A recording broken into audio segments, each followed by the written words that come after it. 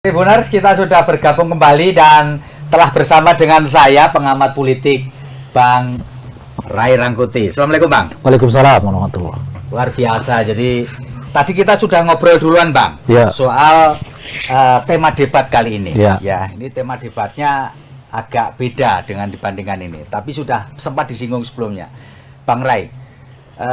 Kira-kira menurut Anda, apakah pertanyaan saya sama sebenarnya? Apakah posisi Pak Prabowo ini lebih unggul di dalam tema debat kali ini? Karena dia memang portofolionya adalah pertahanan, dan selama ini juga sudah mengikuti apa yang disebut dengan geopolitik. Apakah dengan demikian otomatis dia nanti akan lebih unggul di dalam debat kita dibandingkan Mas Anies sama Mas Ganjar? Kalau dari tema sih iya ya. Iya, kalau dari tema kan. Ya, asumsi awalnya kita mengatakan beliau akan unggul. Ya. Terkait dengan penguasaan soal tema kan. Betul. Tapi persoalannya kan bukan hanya sekedar penguasaan pada tema, ada variabel-variabel lain kan yang menentukan apakah debat itu dimenangkan lah, tanda kutip gitu. Kalimat menang ini kan sebetulnya nggak ada di dalam debat ini. Atau setidaknya yang paling mampu meraih simpati publik pasca debat ini itu. Nah, variabel-variabel lain itu juga penting tuh dihitung. Misalnya soal keragaman isu, soal keragaman argumen gitu ya. Jangan menonton di situ-situ aja argumennya, apapun pertanyaannya jawabannya itu, misalnya itu kan membuat orang juga nggak terlalu ini kan gitu. Terus gaya bicara macam-macam dan seterusnya gitu. Jadi banyak variabel gitu. Itu satu hal. Nah, tapi kalau kita mengacu ke temanya sendiri, ya, memang ini apa namanya bagian yang dikuasai oleh Pak Prabowo. Tapi kan Pak Prabowo bukan seorang akademisi. Maksud saya, kalau akademisi itu pasti membicarakan tentang yang ideal, yang semestinya yang dilakukan oleh sebuah negara gitu.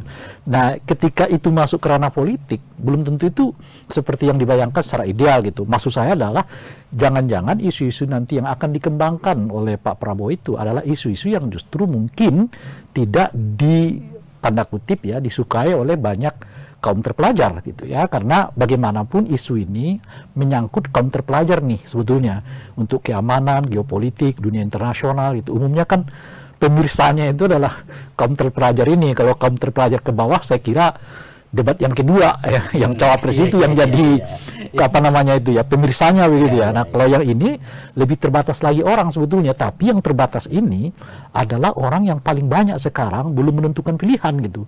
Jadi dengan sendirinya tema kedua untuk capres ini sangat menentukan, karena kalau kita merujuk ke surveinya Kompas yang ada 29, sekian persen yang belum menentukan pilihan itu, umumnya mereka yang berada di dalam isu-isu yang seperti ini, soal pertahanan, soal keamanan, soal hubungan internasional, geopolitik, macam-macam dan seterusnya itu, yang boleh jadi mereka yang bayangkan dengan yang dipaparkan oleh para capres-cawapres ini, capres ini khususnya berbeda gitu.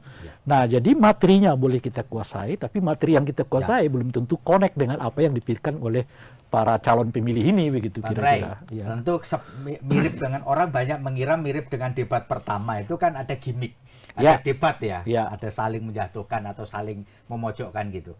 Menurut Anda apakah kira-kira nanti Pak Prabowo juga akan ditanya soal pembatalan pembelian Emirates 2000 dari Qatar itu, Pak? Ini bagian yang saya sebut tadi, secara materi Pak Prabowo menguasainya, tapi ada banyak lubang yang tersisa, tersedia untuk dipertanyakan oleh konsultan yang lain di situ. Jadi selain pembelian pesawat, ada put estate, ada hubungan TNI Polri, apalagi ada dua peristiwa sebelumnya yang lumayan menyita perhatian publik terkait dengan oknum-oknum di TNI misalnya dan seterusnya itu gitu. Dan bahkan boleh jadi rencana pembelian sapi yang 1,5 juta ekor ekor itu tema ekonomi, tetapi nanti kan dipertanyakan itu bagian dari pertahanan apa enggak tuh? Bagian dari ketahanan ekonomi apa enggak tuh?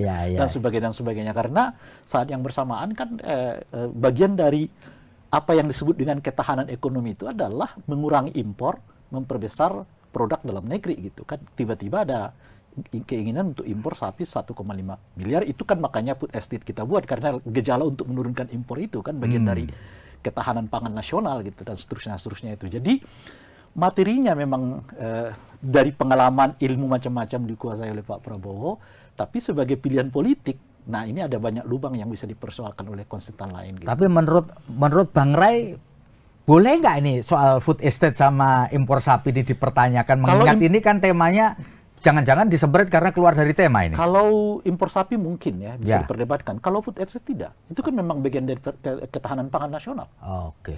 Gitu. Jadi food estate itu kita buat karena dianggap bagian dari ketahanan nasional. Oleh karena itu diserahkan ke Menhan. Ya.